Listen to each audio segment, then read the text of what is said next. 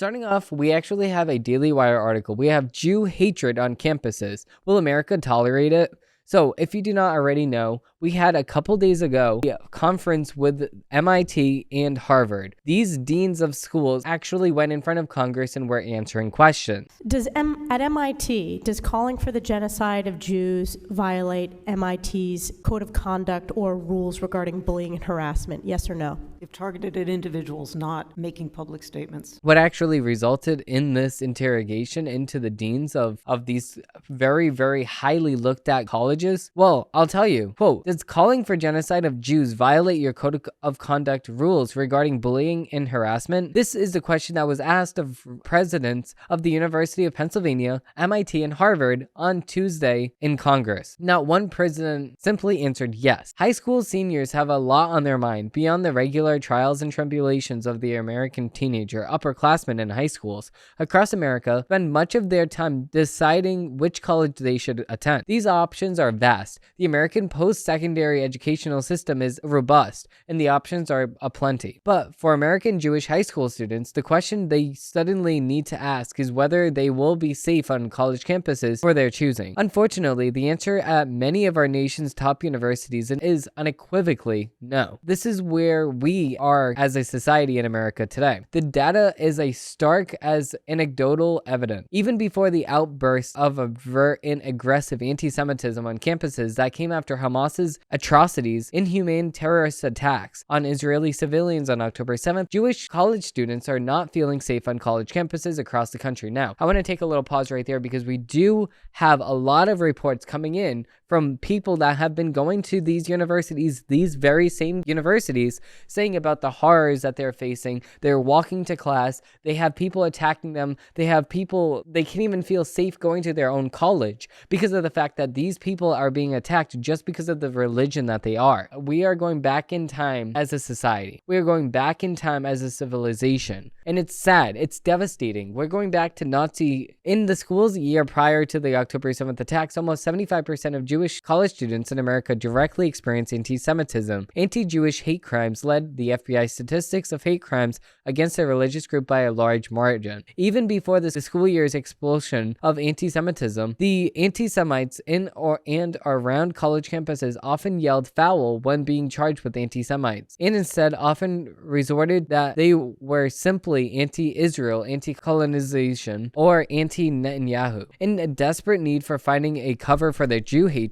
college students and professors that engaged in obvious anti-Semitism grasped at proverbial straws to hide beyond their supposed social justice issues of the day. Categorizing Israel and the Jewish people as part of the oppressor class, they reasoned allowed them to justify, defend, and even celebrate the mass rape and slaughter of over 1,400 Israeli civilians on October 7th. The shine and dangerous position that is expressed at rally after rally in opinion pieces published in school papers and lectured by professors and on social media. This is a fallacious lens, though, which so many in academia have decided to view the world. Their fox into intellectualism and moral turpitude has been exposed since October 7th. Since then, professors and college students alike simply call for the end of Jewish people and or the Jewish state. They call for slicing the throats of Jews for a global intifada. Students are harassed and assaulted while walking through campuses. Universities, for the most part, allow this all to happen and advise the Jewish students that they should just go in throughout the back door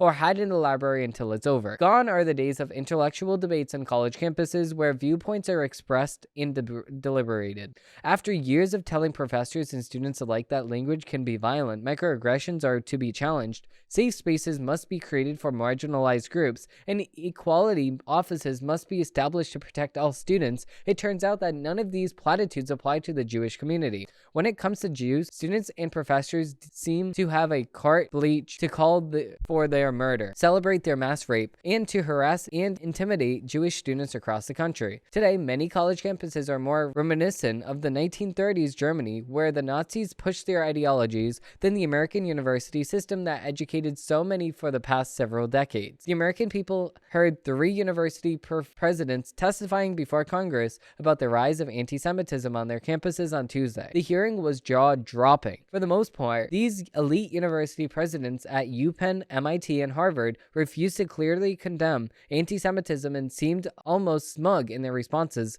about calls for genocide of Jewish students on campus. Hiding behind the First Amendment was a covert yet legally deficient space to bury their condemning of Jew hatred. And I completely agree, because of the fact that they already hated Israel. So they just needed a front. They just needed an excuse to actually come out and say, I actually don't want Israel to actually be a state. That's exactly what they want to come out and say. So we do have the video for you guys to actually watch of what these people actually said in their own words, because of the fact that it's obviously a lot better to actually hear it in their own words. So we do have the video here for you guys to watch. So let's watch this here. Rules regarding bullying and harassment, yes or no? If targeted at individuals not making public statements. Yes or no? Calling for the genocide of Jews does not constitute bullying and harassment? I have not heard calling for the genocide for Jews on our campus. But you've heard chants for intifada. I've heard chants which can be anti-Semitic depending on the context when calling for the elimination. It's depending on the context here. Now let's look at the context. But the second that you say a one word that has 2 syllables that starts with the N word, it does not matter depending on the context. It does not matter because they don't care about the context. You said the N word, you're canceled forever. You cannot get a job. You are expelled from college. You're canceled online. You're bullied. You're harassed. You're tracked down. You are swatted. All of these bad things happen to you if you say a one word that has 2 syllables that starts with an N. But if you call for a mass genocide of millions and millions of people, if you say from the river to the sea, Palestine must be free, then you are sitting here saying that Israel cannot be a state of Jewish dominated state. You cannot have this as a state if you're saying this. So at the same exact time as you saying, oh no, well, you cannot say one thing, but you can say the other thing. If you're talking about hatred towards other people, or hate speech as the left likes to call it, then there's no other word for hate speech, or no other definition for hate speech other than this very thing, calling for the genocide, the mass genocide of a whole entire state of people. Let's resume. Of the Jewish people. So those would not be according to the MIT's code of conduct or rules? That would be investigated as harassment if pervasive and severe. Ms. McGill, at Penn, does calling for the genocide of Jews violate Penn's rules or code of conduct? Yes or no? If the speech turns into conduct, it can... Oh, okay. So if you commit a mass genocide of Jewish people, then we're going to take action against you. And, we're not only going to take action against you, but the police are probably going to kill you too. But, that's only if you act on your intentions here. But if you just say to a person that you wish that they never existed, you're going to wipe up their whole entire family, you're going to kill their family tree, you wish that Israel wasn't even a Jewish dominated state, you wish Netanyahu could just get the hell out of here, kick rocks. If you say all of these things, it doesn't matter at all. But if you start killing people, oh, wait a second, that's the line. So you could tell that it's like South Pole to North Pole. It's total different things here that you're talking about. There's no in between. It's either you're doing the thing or you're saying the thing. It's not, okay, now you're getting close to the line that you're going to start persuading some people towards something that's going to be very evil. It's going to be very evil. Before Hitler even did anything, he convinced a whole entire group of people, which was a whole entire group of his supporters in Nazi Germany, to actually go ahead and give up the Jewish people, send them away to a Nazi camp where they pretended as if this was going to be a good vacation for them, and then made the Jewish people actually become prisoners. They were entitled them to mass murder. They entitled them to all of these terrible, horrific scientific experience.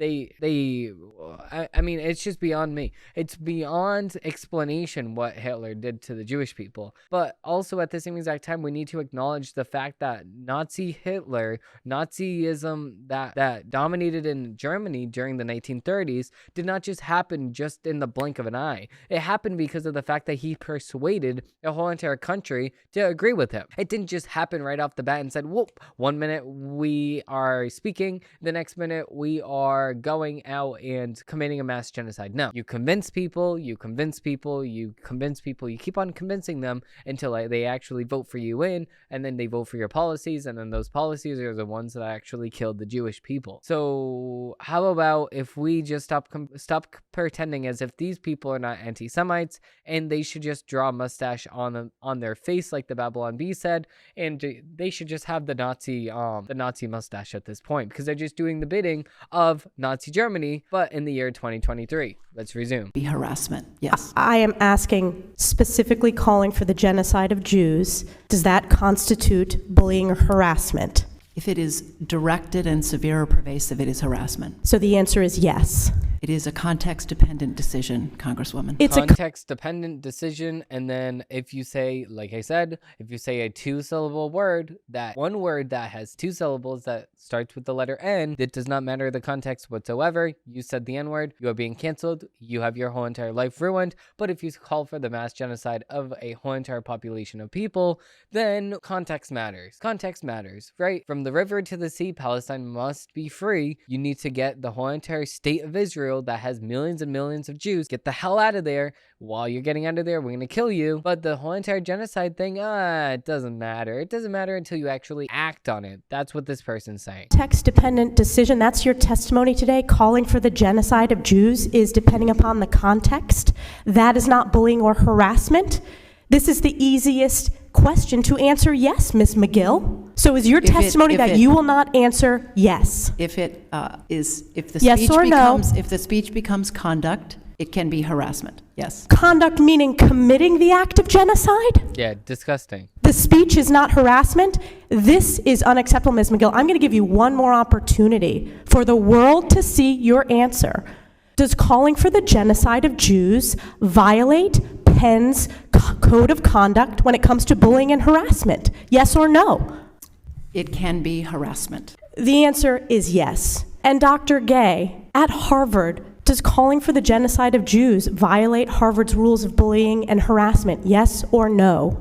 It can be, depending on the context. Okay, so you're just going to go and repeat the same exact thing that the first girl said. First of all, you little people, these people don't even realize what they're actually saying. And actually, you know what? I'm not even going to give them the benefit of the doubt. They do realize exactly what they're saying because they're the head of the most influential colleges in the whole entire world. Harvard, MIT, and UPenn State, the biggest colleges in America. We have their deans sitting right here making complete mockery of themselves, making their colleges lose all of the trust of the American people, leaving their colleges with no other choice but to actually be bankrupt. They are leaving their colleges with no other choice but to be bankrupt because of the fact that people are not going to go to these colleges because they know that they're not going to get a good education. They know that they're going to be indoctrinated into ideologies that are going to be not only painful for their self, because now they're going to have to go through all of this liberal training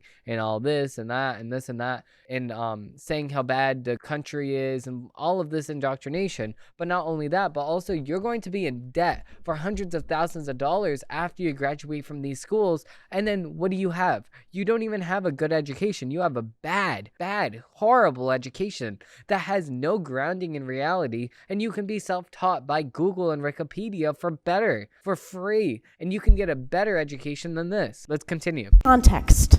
Targeted as an individual, targeted at an individual. It's targeted at Jewish students, Jewish individuals. Do you understand your testimony is dehumanizing them? Do you understand that dehumanization is part of anti-Semitism? I will ask you one more time. Does calling for the genocide of Jews violate Harvard's rules of bullying and harassment? Yes or no? Anti-Semitic rhetoric. And is it anti-Semitic rhetoric?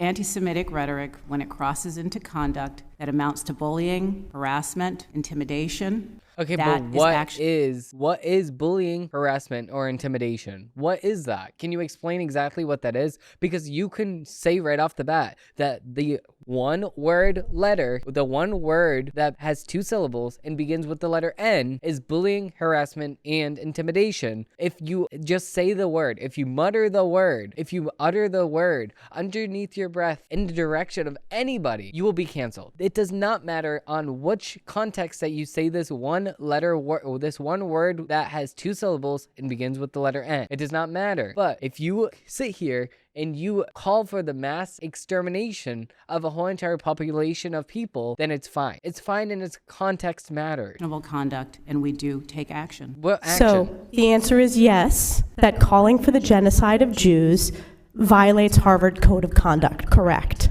Again, it depends on the context. It does not depend on the context. The answer is yes, and this is why you should resign. These are unacceptable answers across the board. And I completely agree. They are unacceptable. They are very, very, very unacceptable. And it's a disgrace that these people are actually still sitting here with their jobs to this very day. It's sad. This happened a few days ago, and it's just an upsetting day when we have our deans of the most astounded colleges in America sitting here calling for the mass German extermination of a population of people.